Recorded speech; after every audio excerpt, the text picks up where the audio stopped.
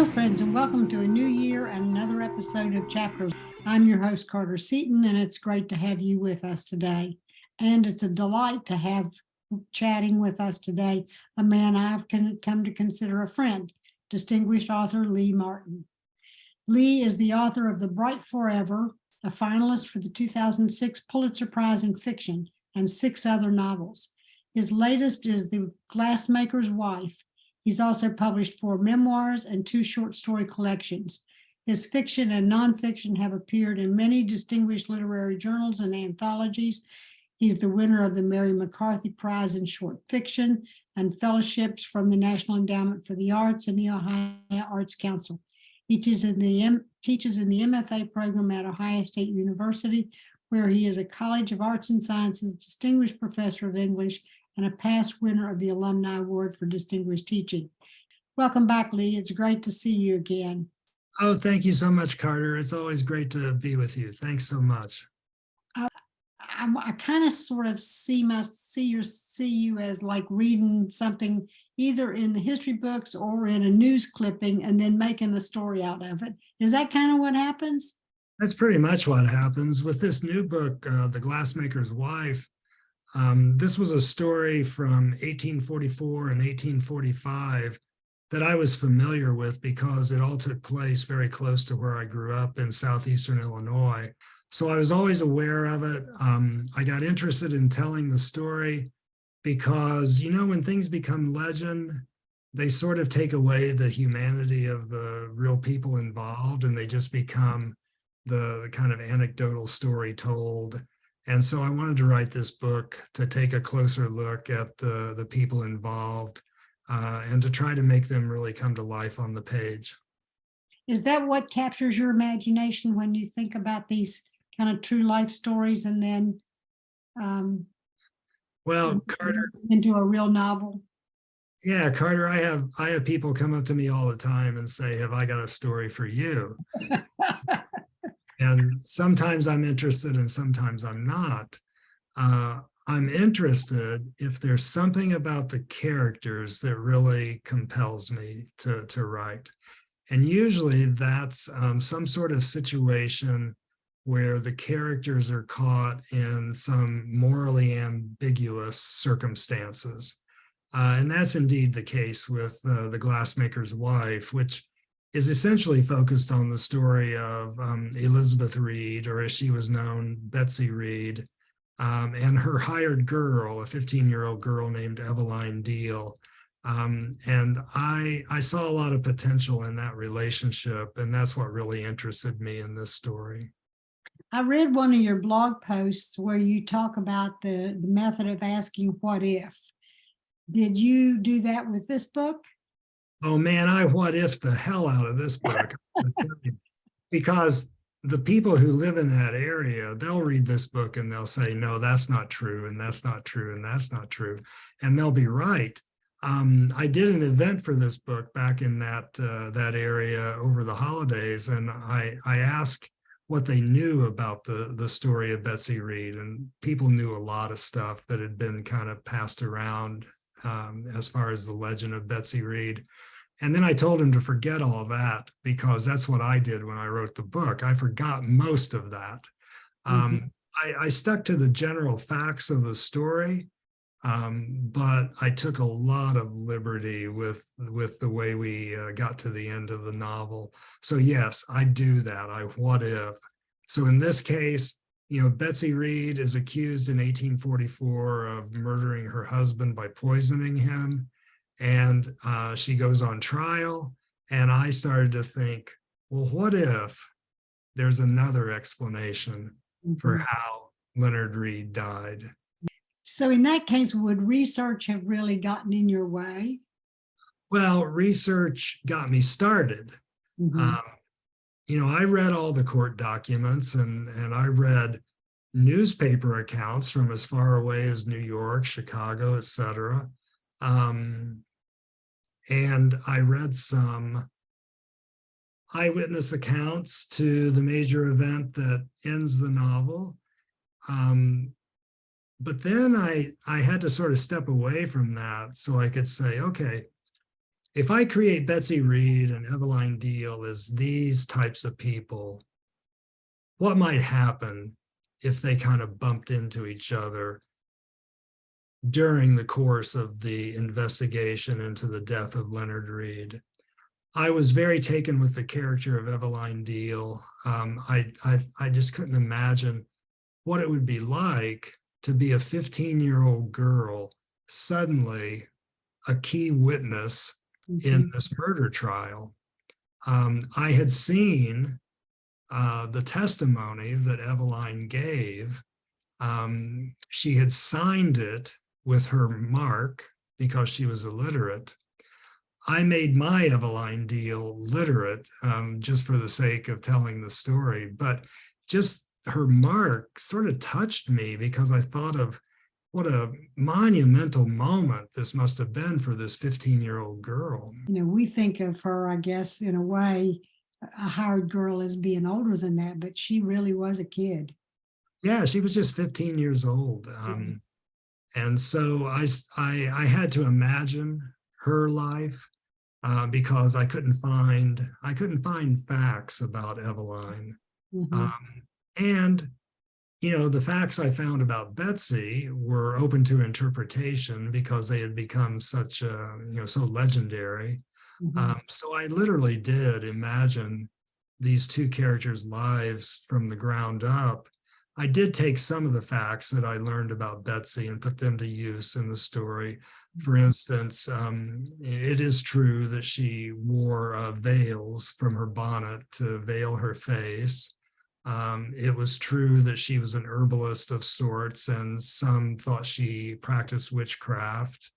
So I took things like that and used them to help create the plot of the novel. Were any of the characters made up out of whole cloth? Yes, absolutely. The shopkeeper, Ethan Dells, with whom Miss Betsy has a dalliance, that's made up out of whole cloth. The character of Heinz Ernst, who becomes an important witness in the trial, I totally made that person up. I made the schoolmaster up. I made a lot of people up. I basically just stuck to the characters of Betsy and Eveline and Leonard Reed, who was not actually a glassmaker, but he gets to be a glassmaker in my novel. Your characters, I mean, the way you created them, or enhanced them, they're all really complex. Betsy's not just an unhappy wife. She particularly has a relationship with Eveline in terms of them reading literature together or the magazines together. And I think she, felt to me like she could have felt like she was a daughter instead of just a hired girl. Yeah, absolutely. I think that Betsy and Eveline have a complicated quote unquote mother-daughter relationship. Betsy is, Eveline is taken with Betsy's beauty. Eveline's at that age where she's starting to think in romantic terms. And so they do have this little custom of reading from a very popular magazine at the time, Godey's Ladies Book. And they like to read the Letters from the Lovelorn. And I had a great time researching that and finding really exaggerated examples of that type of letter.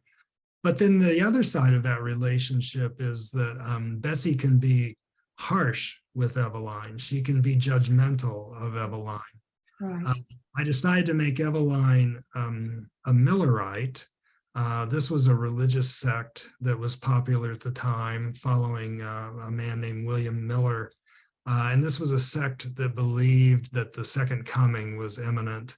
And so they actually set a date of October 20-something, I don't remember exactly, 1844, as the day of the Ascension. And so Eveline and her real mother are believers, and Betsy often kind of makes fun of that. And there's one point in the novel where Betsy calls her an ugly girl, and that sets off a whole sequence of events that leads to the trial of Betsy Reed. And then there's Leonard, who they call in many places the Mister. We don't know a lot about him because he dies early in the book.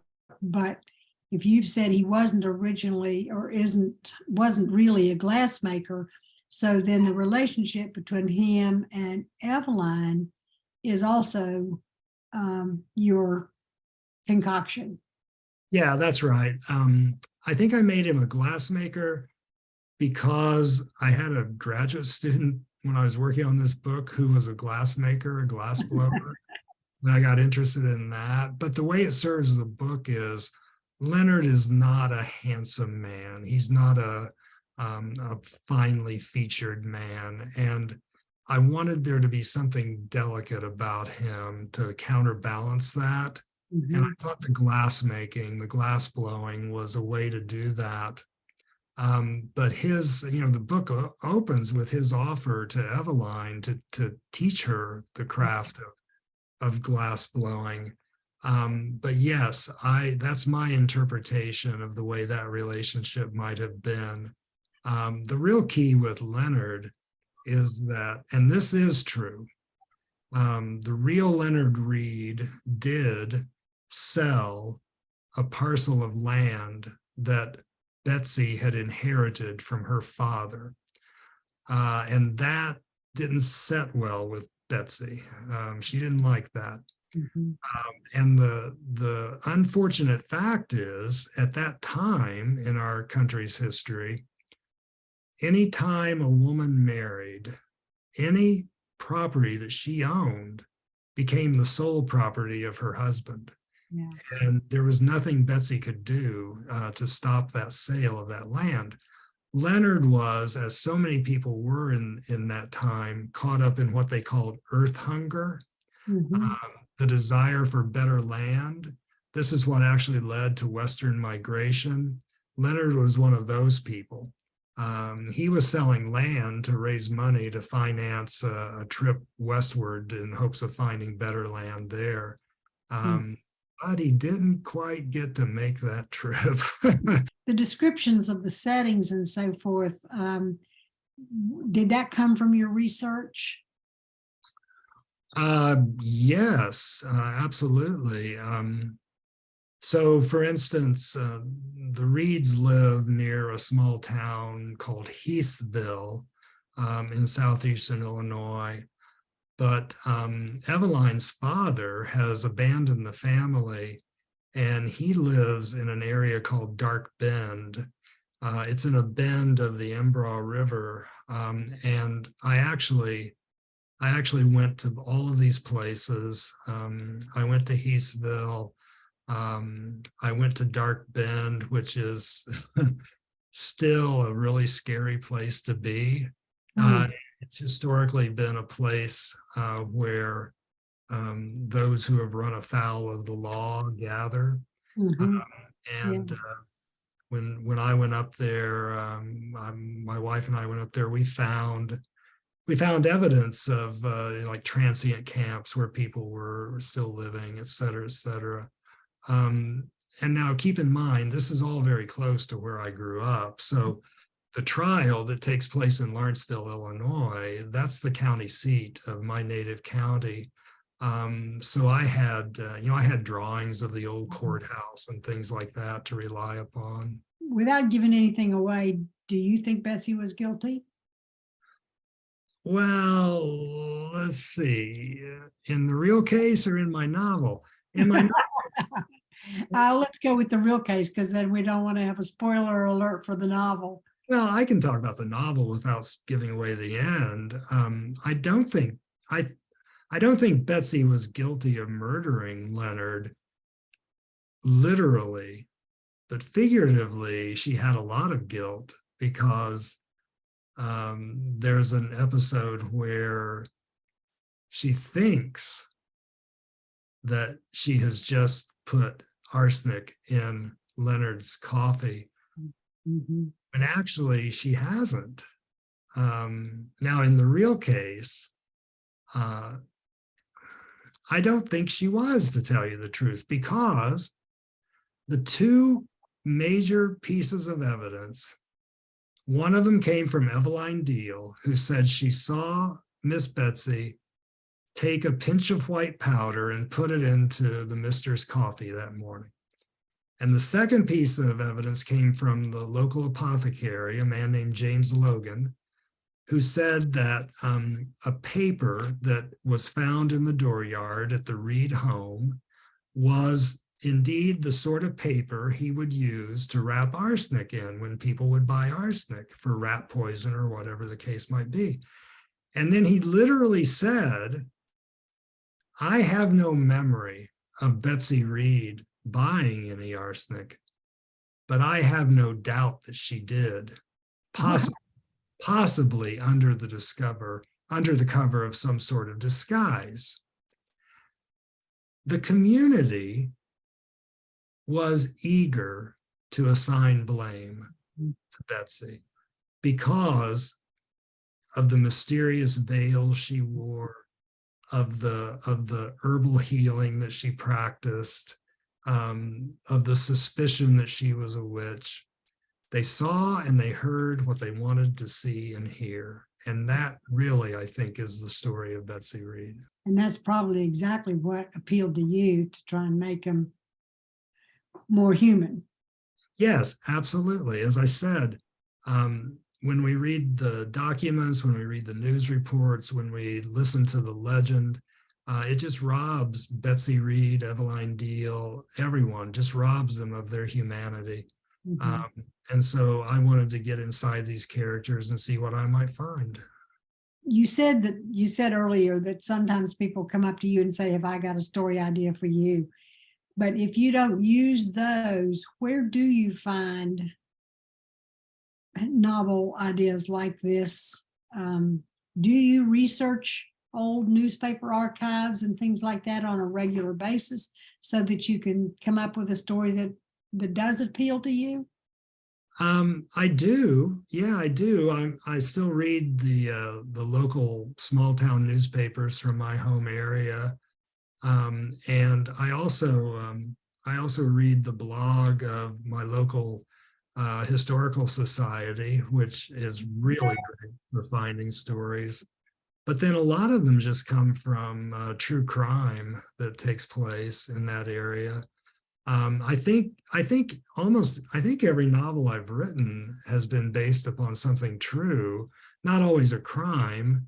I had a novel called River of Heaven that came from the fact that I read a local human interest story in the hometown newspaper about a man who had built a house for his basset hound in the shape of an elaborate sailing ship, complete with cannon ports and crow's nests, etc. And I thought, wow, what would be going on in that man's life that would make him dedicate so much time to that? And I got a whole novel out of that one. Oh, yeah. And then, of course, Yours, Jean is from a story that was true, too. Yeah, Yours, Jean was another story that I'd heard growing up of the local high school librarian who was murdered inside the school on the first day of school in 1952 by her estranged fiance or her ex-fiance, who had come back to try to convince her to resume their engagement. And that was another story I wanted to tell. But with that one, I got so interested in the kind of characters on the periphery, like the hotel clerk where the murderer stayed before the murder, the taxi driver that took him to the school. And really that book is about those people. And, sure. Yeah. About how it affected an entire town. Right. Yeah. I'm an avid reader of your blog. When did you start offering little writing pieces of advice online like that? Oh, Carter, I think it was 2011. I had a new website designed, and the website designer said, you've got to have a blog. And I said, I don't want a blog. And he said, no, you really have to have a blog. It's the most important way to get people to your website. I said, but I don't want to do it. And he said, you have to do it. And so kicking and screaming, I started doing this blog. And then I found out I really liked doing it because it gave me a chance to think a little bit more deeply about things that were coming up in my writing workshops. And it gave me a chance to offer advice and writing prompts, and sometimes just to tell my own stories, and then kind of link them into something that would be useful to writers out there. And I've loved doing it. Sometimes I feel like I'm starting to repeat myself, but every Sunday afternoon, I say to my wife, Kathy, I got to go write a blog post, and I don't know what I'm going to write about, but I'll write about something. Well, I haven't seen anything that you've repeated so far, so that's good. You said these are things that you kind of deal with in your classroom. Which comes first, the classroom or the blog? Generally, the classroom, the conversation around the writing workshop table brings something up that, I want to think a little bit more deeply about. So I blog about it, and then I go back into the workshop with some further thoughts for our consideration. But it's usually sparked by conversation among students. Are all of your writing classes workshop formatted? Yeah, well, except for a seminar I offer in forms of literature, where I choose a specific topic each time I teach it. Last fall, I taught a seminar in the forms of the short story. So we got sort of a historical overview, and then a deeper look at some of the craft issues about writing short stories. But other than that, I'm teaching writing workshops. Yeah, that's great. With you doing that now in two different places, how do you carve out time to write? I stopped writing a long time ago. It feels like that. It feels like that. But no, somehow I managed to keep writing enough to create manuscripts. It feels like I haven't written for a long time, but eventually I'll get back to it. Well, how long has it been since you started on The Glassmaker's Wife? I think this book was about 9 years in the making. Oh, really? Yeah, but part of it was just the kind of careful research I had to do. And it's slow going when at least for me, when I write a historical novel, especially one set in 1844, 1845, because every detail has to be right, has to be authentic. And I remember the copy editor pointed out to me, I had a scene where Eveline's hair came undone, and I made reference to it coming unpinned. And the copy editor pointed out that we didn't have women's hairpins at that time. Would have been a comb, probably. It would have been a comb or a ribbon, right? So, that kind of stuff really slows down the process. But the other thing was, I was working on other things at the same time I was working. So I was giving my attention sometimes to those other projects. But yeah, I think I looked at my files, and the first manuscript I saved was in 2000. What would that be? About 2014, something like that. A lot of authors say that they hate the promotional part of being an author, that they just want to write and they don't want to get out and do that. But you seem to enjoy the getting out and the talking about your books. Yeah, I do. I mean, yeah, promote me all you want to promote me. No, I do enjoy it. It's probably the teacher in me, I like to share my work, and I like to talk about it among people who are interested in it. So yeah, I don't mind it at all. In fact, I'm happy to promote the book. Yeah, and you're doing an online workshop coming up soon too, aren't you? Yeah, it's coming up at the 1st of February. There's this great writers center in Lincoln, Nebraska called Larksong Writers Center. And I'm going to do a reading from The Glassmaker's Wife on one day. And then the next day, I'm going to teach a workshop. I think it's called something like If Ifs and Buts.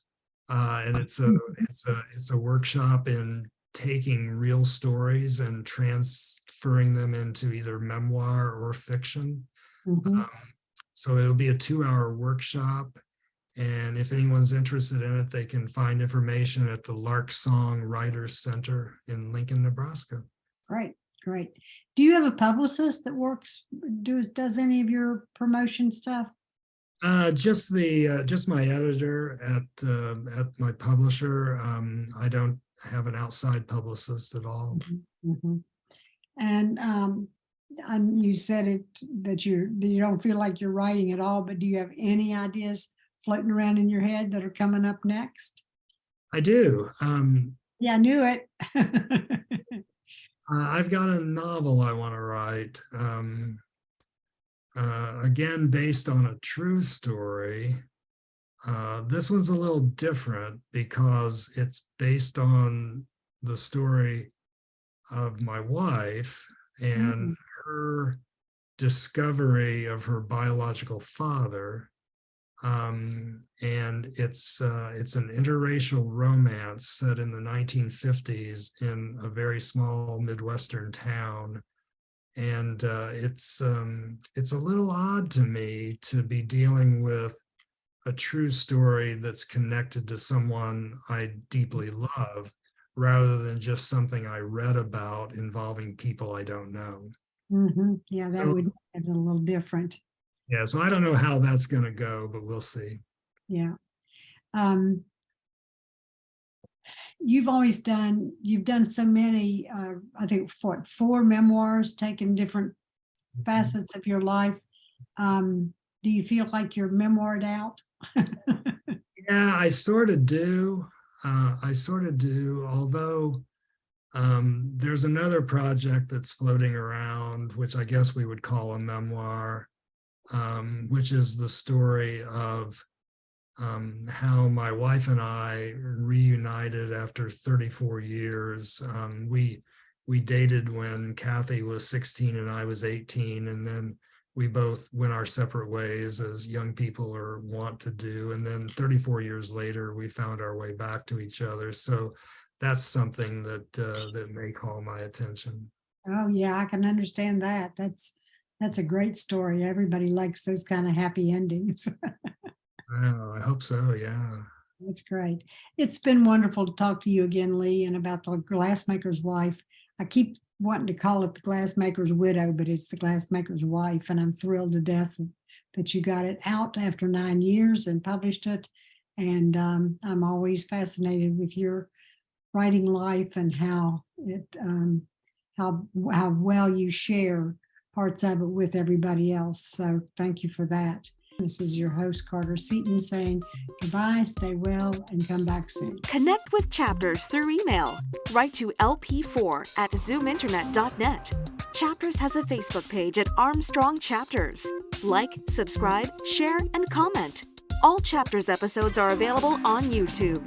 Visit the Armstrong Neighborhood channel on YouTube and look for a playlist of all the Chapters programs.